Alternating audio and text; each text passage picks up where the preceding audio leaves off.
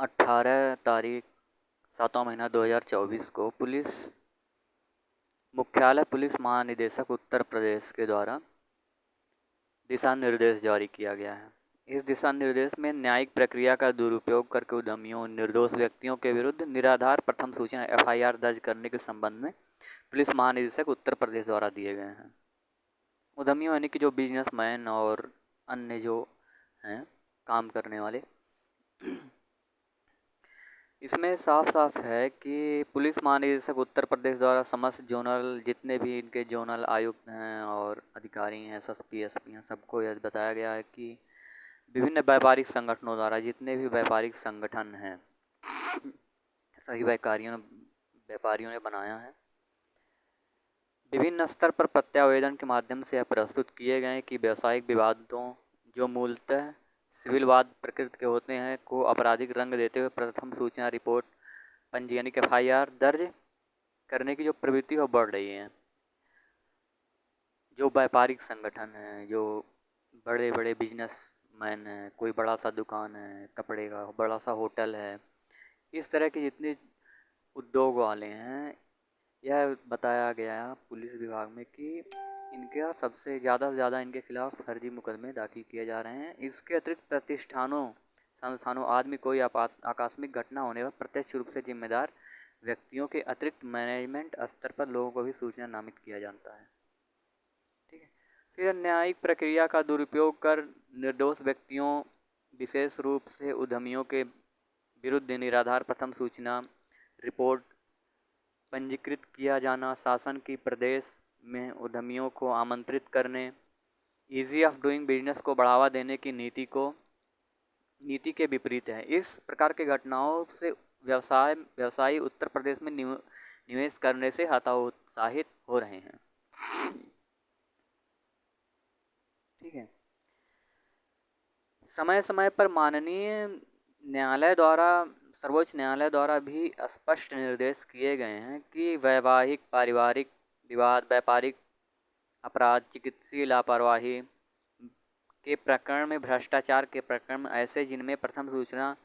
पंजीकृत कराने में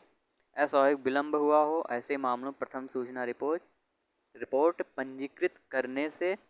पूर्व जांच कराई जाए। यानी कि यदि किसी डॉक्टर के पास कोई डॉक्टर है के खिलाफ अगर एफआईआर लिखवाने जाया जाए, कोई फैमिली मैटर में एफआईआर लिखवाने जाया जा रहा है, और कोई व्यापारिक अपराध है, कोई व्यापार है, कोई बड़ा व्यापारी है, उसके खिलाफ यदि कोई मुकदमा करवाने जा रहा है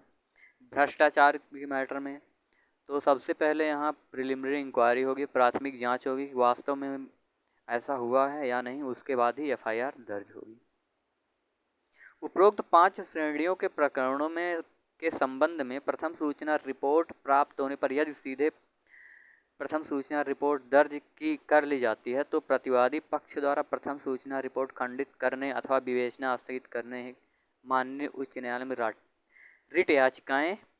योजित की जाती हैं, जिससे माननीय न्यायालय का बहुमूल्य समय नष्ट होता है और पुलिस प्रशासनिक मशीनरी पर भी अनावश्यक भार पड़ता है। तो ये कह रहे हैं कि ऐसे मुकदमे दाखिल कर लिए जाने से लोग जो है उस एफआईआर को खंडित करवाने के यानी कि रद्द करने, क्वैश करवाने के लिए हाई कोर्ट में जाते हैं और हाई कोर्ट का बहुमूल्य समय नष्ट होता है। उपरोक्त के दृष्टिगत यह युक्तियुक्त पाया गया कि उपरोक्त वर्णित सभी 5 प्रकार के प्रकरणों में यदि प्रस्तुत किए गए प्रार्थना पत्र से संज्ञेय अपराध का होना न पाया जाए तो संशय की स्थिति हो तो प्रार्थना पत्र में अंकित तथ्यों की जांच कराकर यह सुनिश्चित कर लिया जाए कि घटना में संज्ञेय अपराध का होना पाया जा रहा है अथवा नहीं, तत्पश्चात ही एफआईआर दर्ज किया जाए। यानी कि यदि गंभीर मामला है तभी होगा, अन्यथा नहीं। उद्यमियों, व्यापारिक प्रतिष्ठानों, भवन निर्माताओं, फैक्ट्री संचालकों, होटल संचालकों, अस्पताल एवं नर्सिंग होम संचालकों, स्कूल, शैक्षणिक संस्थानों के संचालकों के विरुद्ध प्राप्त होने वाले प्रार्थना पत्रों पर प्रथम सूचना रिपोर्ट दर्ज करने से पूर्व यह सुनिश्चित किया जाएगा कि सूचना प्रस्तुत प्रार्थना पत्र व्यावसायिक प्रतिद्वंद्विता का ना हो, यानी व्यावसायिक प्रतिद्वंद्विता, व्यावसायिक विवाद, सिविल विवाद आपराधिक स्वरूप देते हुए तो नहीं प्रस्तुत किया गया है। प्रस्तुत किए गए प्रार्थना पत्र से क्या संज्ञेय अपराध होना प्रमाणित है? जांच के दौरान अधिकारी द्वारा वादी तथा प्रतिवादी अर्थात उभय पक्षों को अपना पक्ष प्रस्तुत करने संबंधित दोनों पक्षों द्वारा उपलब्ध कराए गए अभिलेखों की जांच आख्या साथ संलग्न किया जाएगा। उपरोक्त निर्गत दिशा निर्देशों का अक्षरशः अनुपालन सुनिश्चित करने की अपेक्षा की गई है। यानी कि अब बैंक में यदि कोई जाता है लोन लेने और वहाँ घूस लिया जाता है तो एफआईआर जल्दी नहीं दर्ज होगा। किसी बड़े से दुकान पे जाते हैं, कुछ गड़बड़ कुछ वहाँ दिक्कत होती है तो भी एफआईआर पहले दर्ज नहीं हुआ, पहले प्रिलिमिनरी इंक्वायरी हुआ। भले ही दुकान वाला आपको मार के भगा दिया जाए, ग्राहक मार के भगा दिया जाए, थप्पड़ खाए, कोई उससे दिक्कत नहीं है, लेकिन जब तक प्रिलिमिनरी इंक्वायरी नहीं होगी तब एफआईआर दर्ज नहीं होगी। स्कूल शैक्षिक संस्थाओं में स्कूल शैक्षिक मनमाना फीस लें, चाहे वे बच्चे को निकाल के बाहर कर दें, कुछ भी कर दें, पहले एफआईआर दर्ज नहीं होगी, पहले प्रीलिमिनरी इंक्वायरी होगी। अस्पताल में डॉक्टर साहब कुछ भी कहें, कितना भी फीस लें, किसी को भी मारे, एफआईआर दर्ज नहीं होगा, पहले प्रीलिमिनरी इंक्वायरी होगी। वहीं अगर किसी मरीज इसका उल्टा किया था, किसी मरीज ने डॉक्टर साहब को थप्पड़ मार दिया, कंस्ट्रक्शन किसी बिल्डर को किसी आम किसी मजदूर ने मार दिया तो तुरंत एफआईआर दर्ज होगा, कोई प्रीलिमिनरी इंक्वायरी नहीं होगी। इससे जो फ़ायदा होगा, जो भी इससे फ़ायदा होगा, जो लोग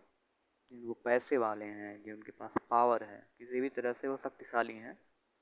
जैसे फैक्ट्री संचालक, होटल संचालक, अस्पताल वाले, उनका फ़ायदा है। और जो यहाँ से सेवाएं ले रहे हैं, जो ग्राहक हैं, उनका नहीं। जय हिंद, जय भारत।